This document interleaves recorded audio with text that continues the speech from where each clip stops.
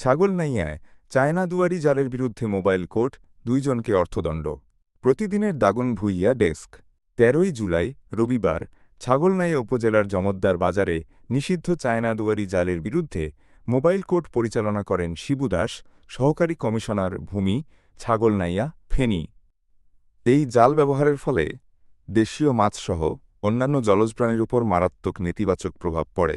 এতে মাছের পোনা, ব্যাঙ, শামুক, কচ্ছপ ও অন্যান্য প্রাণী ধরা পড়ে, যা প্রাকৃতিক প্রজনন চক্র ব্যাহত করে এবং জলজ জীববৈচিত্র্য হুমকির মুখে পড়ে।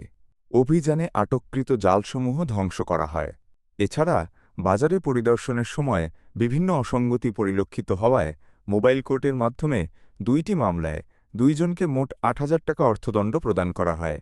সহকারী কমিশনার ভূমি শিবু দাস জানান, জলজ পরিবেশ রক্ষায় এবং নিষিদ্ধ জাল নির্মূলে এ ধরনের মোবাইল কোর্ট কার্যক্রম অব্যাহত থাকবে।